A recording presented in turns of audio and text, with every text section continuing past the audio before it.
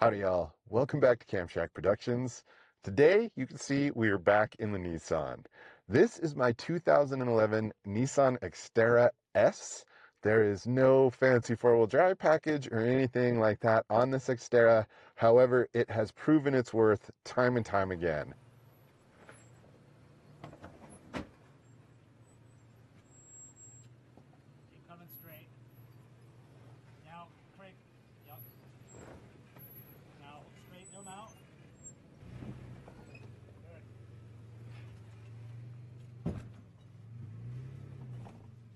One of the things that I don't love about the Xterra is the lack of power outlets inside of here.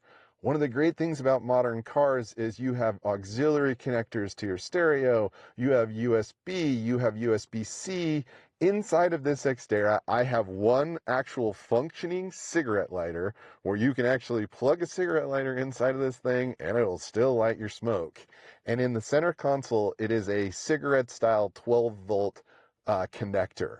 The cigarette lighter itself is on continuous power. It will run anytime that you leave something plugged into it, which can be dangerous from personal experience on trips and things like that. The one inside of my center console, however, is only on when you turn the key of the vehicle and you turn it to the on position, just like everything else. Another challenge that I found in the Xterra is there is not a lot of areas on the dash or locations where you can mount these type of 12-volt sockets. They're larger, most of them. They need a place to be able to conduct that power, and you have to be able to get about 1.5 inches plus a little extra wire on the end of there inside, and it was really not easy to find a location. So I did a little research. I want to share with you guys what I found, the location that I found to put this in. I really like this thing. I think it's cool. I think it looks good. And I think it's actually in a pretty functional location. And if I ever decide I want to change one of these out, all I need to do is unclip the wires, screw out the socket, pull it out, and slide a new one in because I already have a mounting location. Now, I can't put this back to stock like so many people want to keep their Nissans able to go directly back to stock, but I really wanted to be able to find this because I have a new upgrade coming in one of the next videos. But I'm going to break and walk you through exactly how I got into this, where I wired everything, and how I did it. For under 20 bucks for the part that actually runs all the power, and for the things that I needed to connect it to the wires, clip connects, Amazon, Walmart, under 20 bucks. Let me show you how I put this in. Maybe you want to do something similar to this, and maybe you'll think this is a good location to put yours in if you decide you want to do it. So let's dive into this video. All right. So really, the only tools that you're going to need for this job, unless you decide to solder it, just for the wire connect, is some sort of trim tool if you have it, or something that's non-abrasive so you can remove the console here, or just an old-fashioned screwdriver. So what I found is that if you basically start working on these pieces, they will just clip out. And what it is you can see there are 4 clips, and then there's a clip connect right there, but that exposes your console area. And then with this piece, be careful of this rubber gasket here. It is something you want to watch out for, but you start from the back end here. Just get your fingers in there, clean up your change when you're done, and then just work your way down to the end, spin it towards the driver's side, pull that out. And while I have it out, I'm actually going to take it inside and clean everything so that it's nice and clean and shiny. So that is how simple it is to remove the full center console piece of the Xterra. All right, everybody. So as you can see, this is the wire that actually goes in to the outlet inside of the center console. And there's a connector right here. And what I did is I used the clip connects.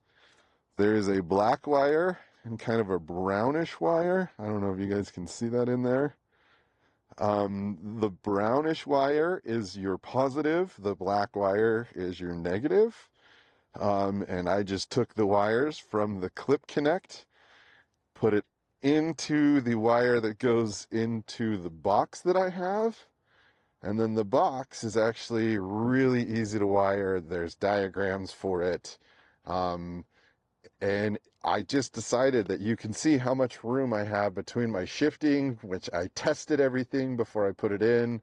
And I just ran everything right in there, zip tied it into a couple different locations so that it wouldn't move around, and it wouldn't get caught up inside of my gear shifting.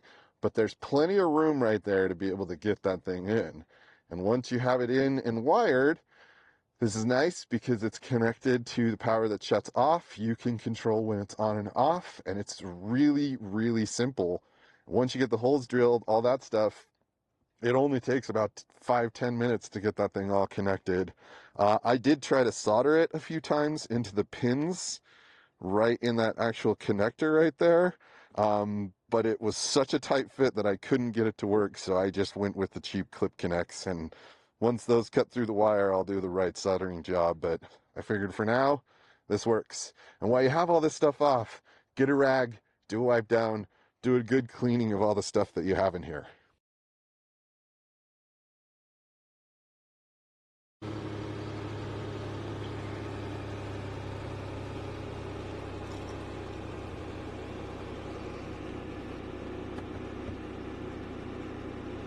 Two USB 3.0, one locking 12-volt power outlet, and the on and off switch, which I think is a pretty nice feature. But right where I mounted it, you can see pretty sweet little location. And like I said, the dash, there's not a whole lot there. So easy access. I think it's going to work great. I'm pretty stoked about it. And it's got a voltage meter. Not bad. Let's plug a cable in.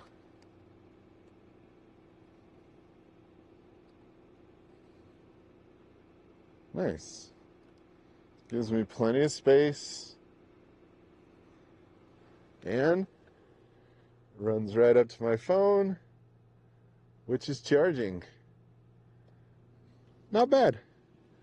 And I really do like the placement. Again, I don't think there's too many places where you can find. You just run out of dash real estate. But I think it looks good, I think it's functional, and I'm stoked to have it. Alright guys, here's the test. I'm going to flip the power switch, and we're going to see, yep, we've got our little charging icon. And I have to say, it's pretty nice. I love the fact that I'm not stuck and now somebody can use this outlet, but I am pretty happy with that whole thing. All right, y'all. So with under 20 bucks, a few hours of my time, some time on YouTube researching how to take the center console piece out of the Nissan here, I was able to solve a problem that I've had for a long time. And I don't have a bunch of weird, like, cigarette lighter dongles hanging all over the place or anything like that. I think it looks really clean. I like the 3-switch system. I think it works really well where I placed it inside of the Nissan. And like I said, this is a big component of something that I have coming up in the future on how to really take this thing from a 2011 to something from the 2020s. But you know, y'all, I think that this works really well. If you think that you have a suggestion or a place that you would have put this or a different product, please let me know in the comments down below. I always love hearing what people that have Nissans are doing out there. I think, again, it's a super cool community, and there's a lot more of us than I anticipated. So overall, though, you know, I'm stoked. I've solved the problem. I have a nice little power unit down here. I like the on and off switch. I like the fact that I can replace those plugs at any point and switch them out to USB-C or whatever other power outlets I need. And all I have to do is pull the dash, unscrew the piece, unclip the wires, pull it out, put the new one in, clip the wires back in. Super simple, super easy. Well, y'all, I hope you enjoyed this video. I know it's a little different. If you did, please go down, hit the like button. If you're feeling super generous, you can go down and subscribe. Otherwise, I will see you all in the next video. Be well, my friends. Yeah, solving problems. Love it. Love my Nissan. Love my CD player.